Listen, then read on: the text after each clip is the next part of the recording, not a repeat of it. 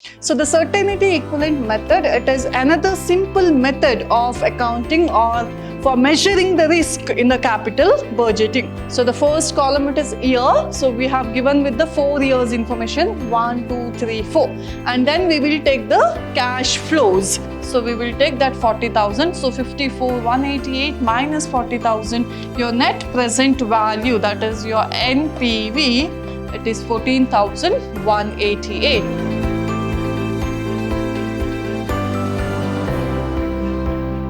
Hello my dear students, welcome to the session. My name is Krupamti, faculty in the Department of Commerce, Vidyashram First Grade College, the Temple of Excellence, Mysuru.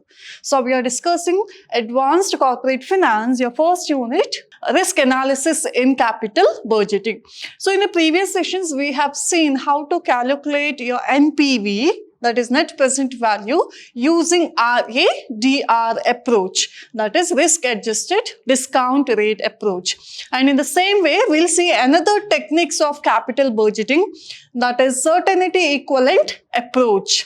So when the certainty equivalent value it is given, how to calculate your net present value, that is calculation of NPV using certainty equivalent value. So that we are going to discuss in the today's session. So first we'll see what is a certainty equivalent approach.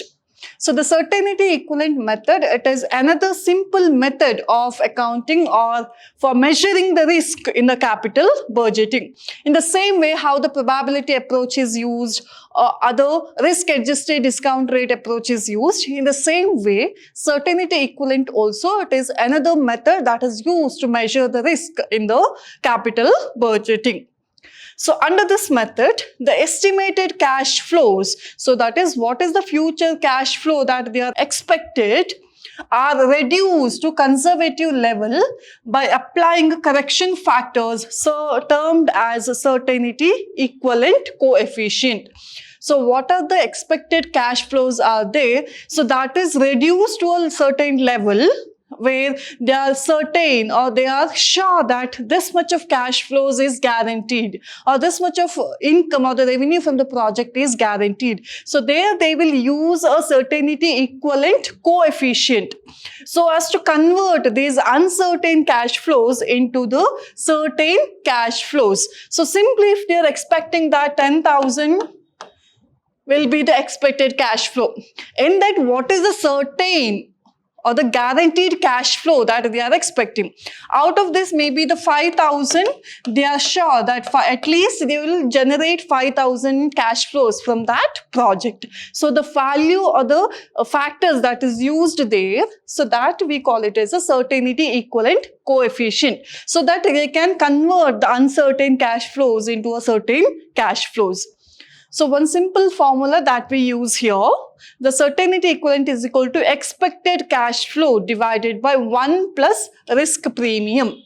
So the certainty equivalent, if it is a small questions to ask to calculate what is the certainty equivalent value. So your formula it is expected cash flow divided by 1 plus risk premium. So simply I'll give an example. Here from any project, if the cash flow is expected are 10,000, so that is your expected cash flow divided by, suppose your risk premium percentage may be the 5% is your risk premium. So your certainty equivalent is equal to expected cash flow 10,000 divided by 1 plus risk premium, it is 5%. So some like this you will get the certainty equivalent values. So here now we'll see the illustration 1, that is the first problem relating to the NPV. Using the certainty equivalent, how do we calculate the net present value of the project? So see the question here. Riddhi Limited is considering one of the two mutually exclusive project X and project Y. So they have two projects to consider. The company uses here certainty equivalent approach. So here specifically given that the company is using certainty equivalent technique to measure the risk involved in both the project. So the risk-free rate of return is 10%. So that is your RF for both the project, it is 10%.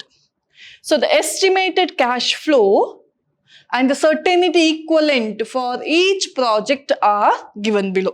So here for the each project X and project Y, what is the estimated cash flows? Along with that cash flows, they are also given the certainty equivalent values.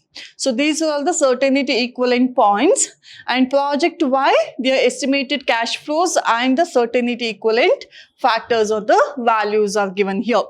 So here 0 year means this is your initial investment, or this is the cash outlay. Investment, or this is the cash outflow. So that means project X requires the cash investment of 30,000. Project Y requires the cash outflow or investment of 40,000. So next, you have 1, 2, 3, 4. 4 years, their expected cash flows, that is the cash inflow, that is the amount they are expecting to generate, your cash inflows. First year for project X, 15,000, 18,000, 20,000 and 20,000 for the fourth year. In the same way, for project Y, their cash inflow, that is the revenue that expecting to generate from the project. First year, it is 25,000. Second year, 20,000. Third year, 25,000. Fourth year, it is 18,000.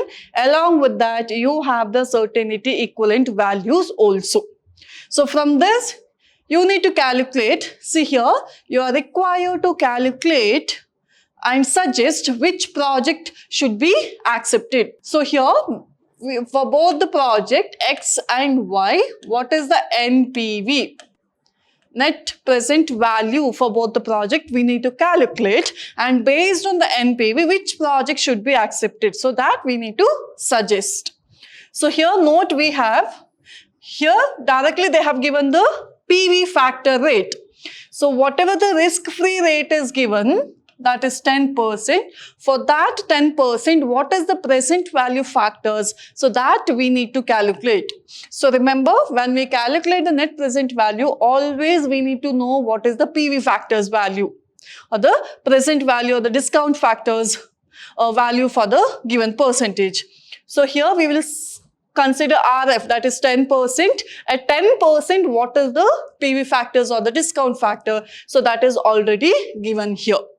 Suppose these PV factors, it is not given. I explained in the previous sessions how do we calculate. Simply 1 divided by 1 plus R root of n. So this is for the first year. When we calculate for the first year, it is 1 divided by 1 plus R. So your rate of interest here, your risk-free rate, that is 10% means 0.10. So the first year it will be 1.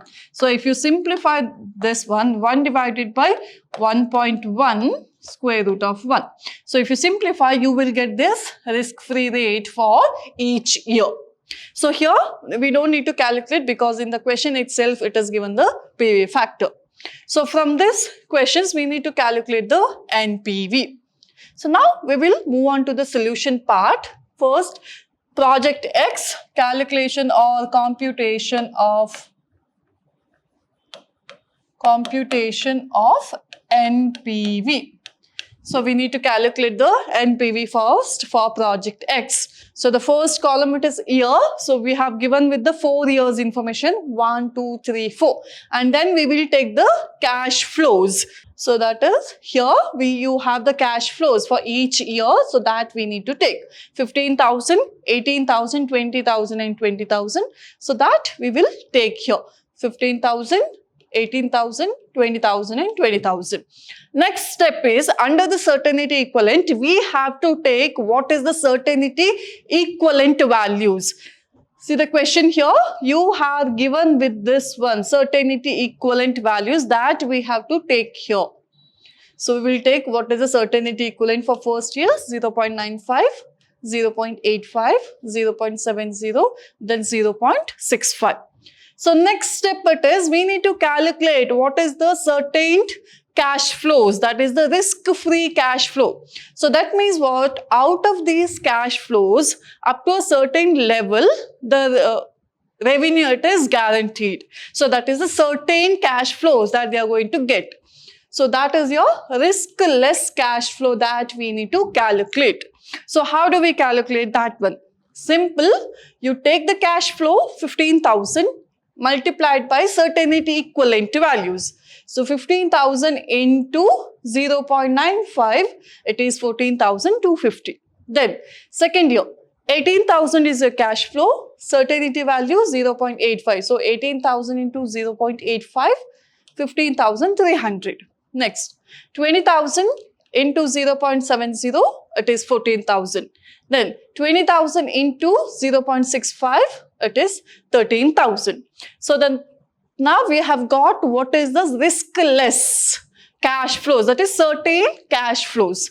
So after this step, next step it is what is the PV factor, that is the present value factor at 10%. Here you are given with the risk-free rate, that rate itself will take it as a discount factor or PV factor.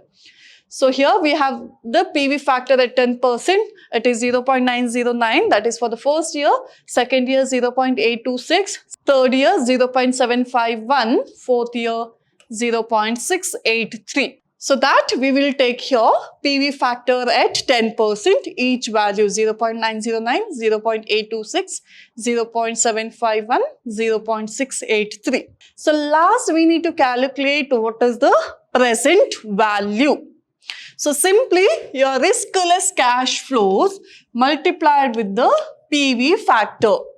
So what we have done, first we have taken the year, then you take the cash flows, expected cash flows in each year, then you take the certainty equivalent value, then cash flow into certainty equivalent, you have got riskless cash flows, then you take the PV factor at risk-free rate. So here 10% it is given, your PV factor. Lastly, you find out what is the present value. That is your riskless cash flows into PV factor, you will get the present values. So the 14,250 into 0.909, it is 12,953. And for the second year, 15,300 into 0.826. So you will get 12,638.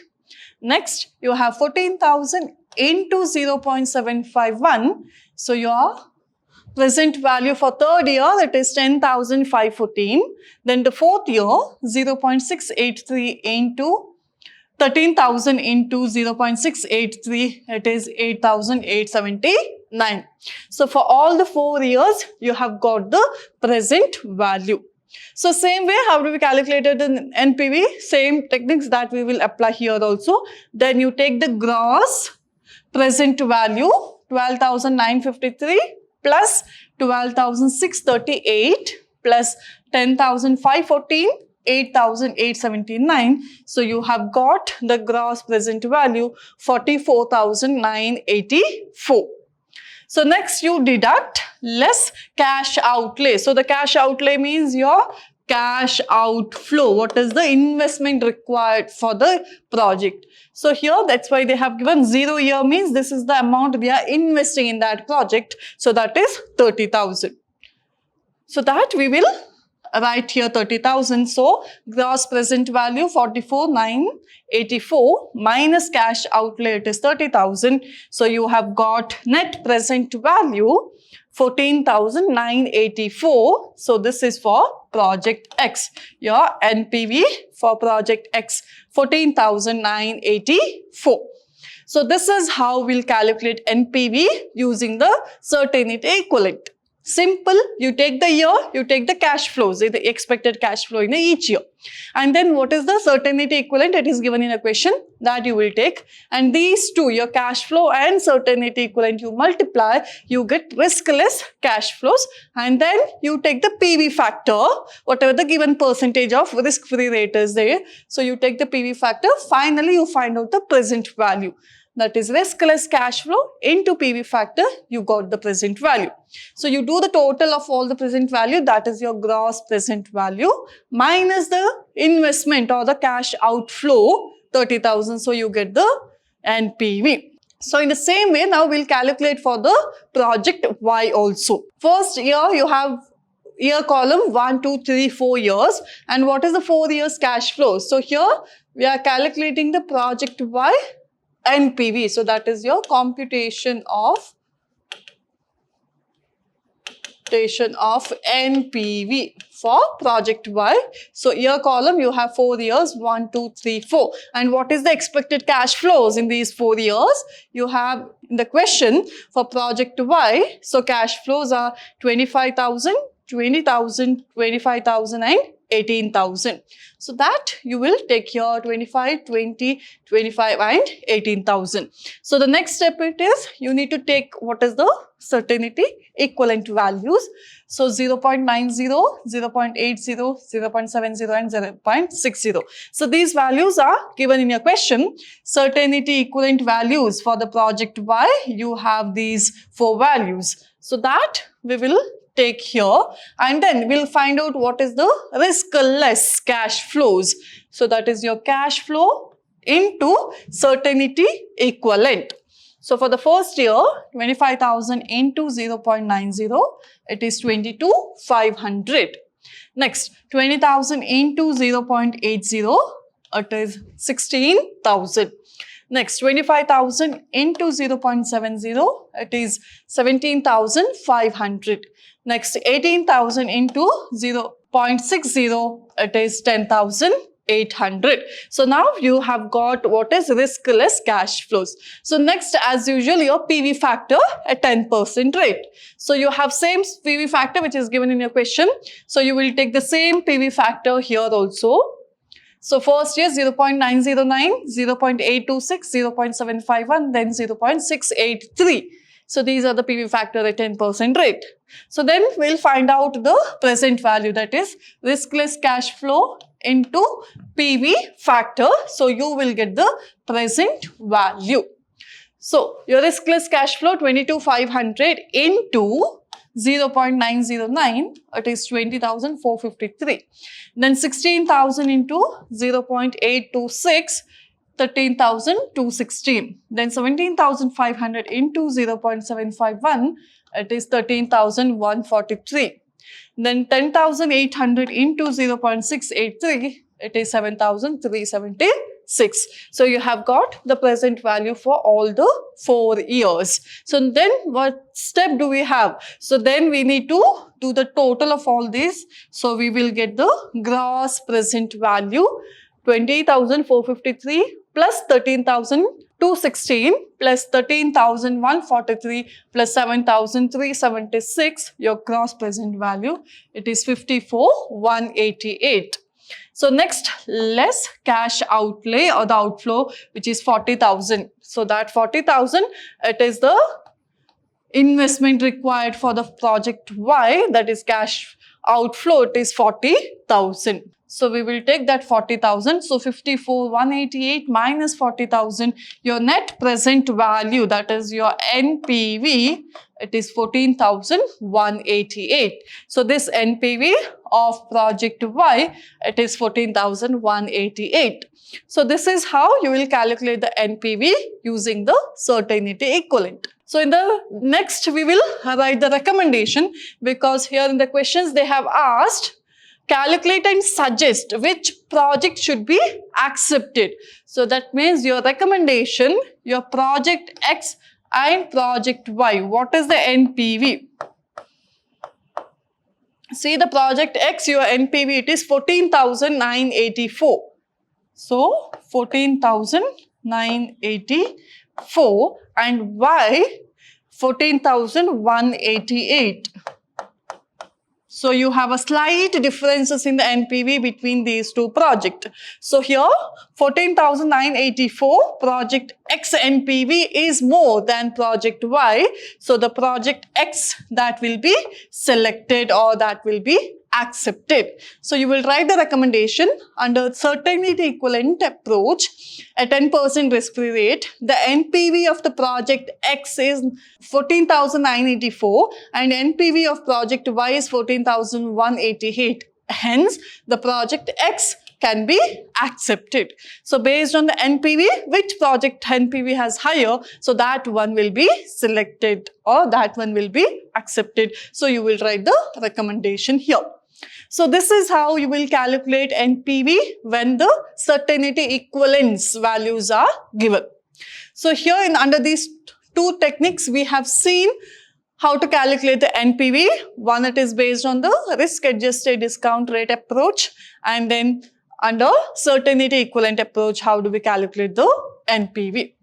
So in the next sections, we have the different calculation, that is the probability approach. Under probability approach, we have calculation of RE, that is the expected rate of return.